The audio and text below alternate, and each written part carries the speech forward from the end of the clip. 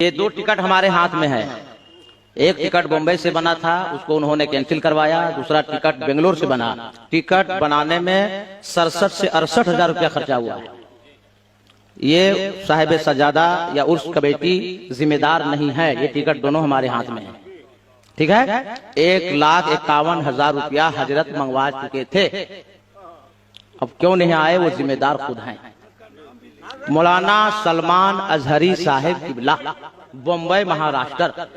पहला टिकट 5 बना था बम्बई से, उसको कैंसिल करवाया उन्होंने। दूसरा टिकट बना बेंगलोर से और वो नहीं आए, मौलाना सलमान अजहरी साहब। अस्सलामु अलैकुम वरहमतुल्लाहि वबरकातुहू। प्यारे और मोहतरम इस्लामी भाइयों, एक खबर देनी थी। पिछले दिनों काफ़ी दिन से ये वीडियो चल रही हैं सोशल मीडिया पर कि सलमान अजहरी साहब तकरीबन 1 लाख से ज़्यादा रुपए ले लिए और जलसे में नहीं आए। ये मौलाना साहब भी आप देखेंगे कि ऐलान कर रहे हैं जलसे में कि वो 1.5 लाख रुपए खर्च हो गए और फिर भी वो जलसे में नहीं आए। तो इसकी क्या हकीकत है, इस वीडियो में पूरी तरीके से आपको जानने के लिए मिलेगा। आपको बता दूं कि जलसों में बहुत से नजराने लेकर के लोग आते हैं, लेकिन बहुत सारे उलमा इकराम हमारे ऐसे भी हैं जो बिल्कुल भी पैसे की कोई मांग नहीं करते। लेकिन इसमें क्या हुआ है कि इसमें ठगी हो गई है। किसी ने जलसे के नाम पर इन लोगों को ठग लिया। और हैरत की बात तो यह है कि उन्होंने 8 दिन पहले उनके सज्जादा नसीन से जहाँ पे जलसा हो रहा था वहाँ पे उन्होंने बातचीत करके बता भी दिया था कि हमारे पास ऐसी कोई खबर नहीं है, ना हमारे पास कोई ऐसी तारीख दी गई है। लेकिन फिर भी वहाँ पे जलसे में उन्होंने इस तरीके से उन पर इल्ज़ाम लगाया। तो उसका बाकायदा खुलासा इसमें उन्होंने किया है वीडियो जारी करके। आप इसको बगौर देखें और दूसरों तक भी इसको पहुँचाने की कोशिश करें। अल्लाह पाक आपको जज़ाए खैर अता फरमाए। किस तरीके से जलसों में भी बताओ लोगों को ठगा जा रहा है, जलसों के नाम पर ठगा जा रहा है। हैरत की बात है।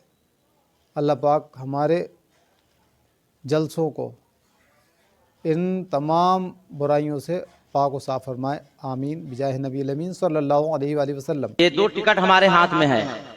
एक टिकट बॉम्बे से बना था, उसको उन्होंने कैंसिल करवाया। दूसरा टिकट बेंगलोर से बना। टिकट बनाने में 67 से 68 हजार रुपया खर्चा हुआ है।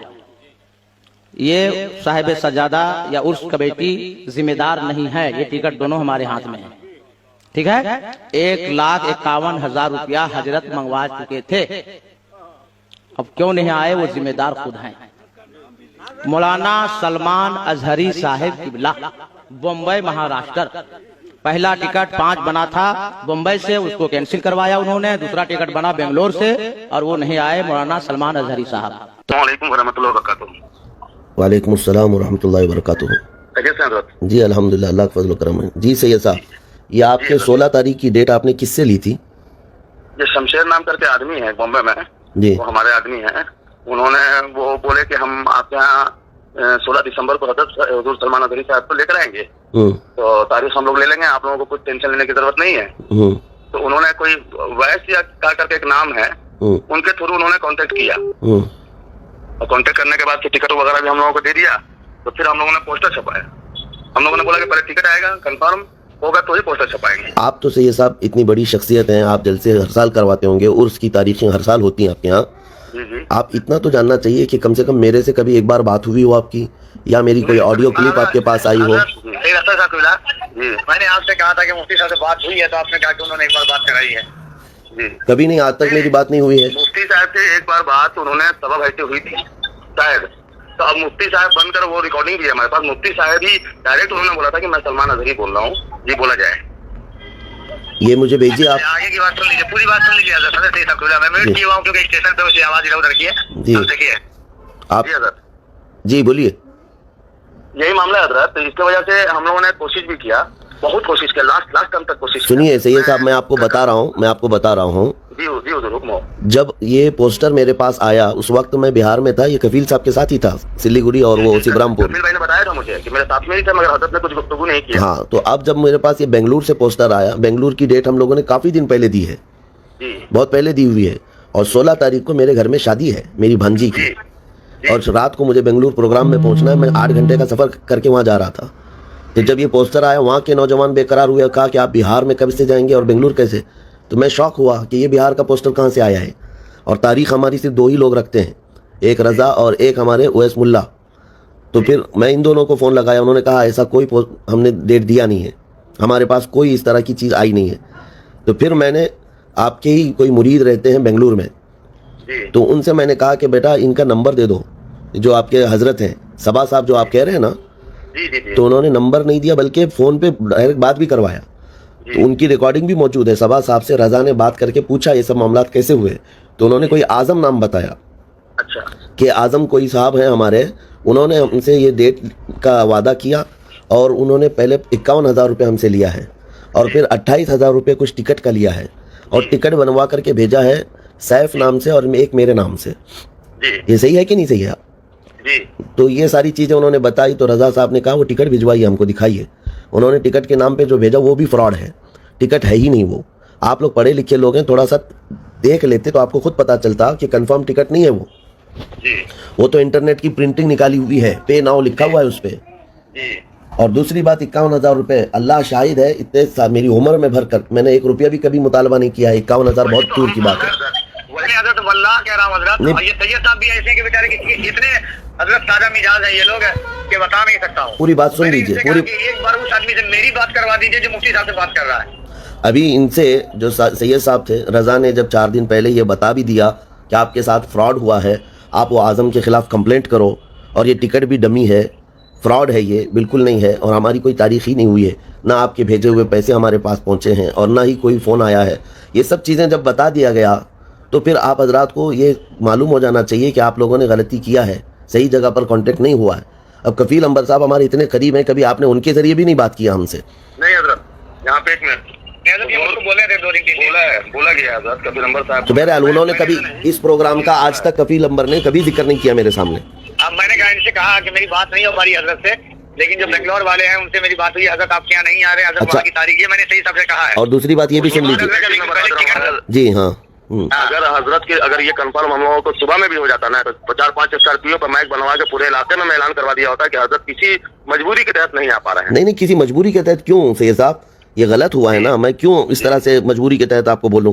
दूसरी बात यह है कि हमारे एक साथी मौलाना मुमताज़ नजमी साहब आपके औरंगाबाद में रहते हैं, उनको भी मैंने 8 दिन पहले मैसेज किया है, मेरे पास वो मौजूद है। मैंने कहा कि मौलाना ये आपके इलाके के करीब में कहीं हो रहा है, आपने इनको डेट भी नहीं दिया है, पोस्टर भी शाया हो चुका है, लोगों में बदगुमानी फैलेगी, आप जाकर के उनसे बात कीजिए। उन्होंने भी मुझे का सबब बन गया ये हम लोगों के खानकाह के लिए, तो उन्होंने भी मुझे नंबर भेजा सबा साहब का और कहा उनसे भी बात करवाए, कहा कि मैं भी आप उन तक बात पहुंचा देता हूं कि इस तरह से उनको गलतफहमी हुई।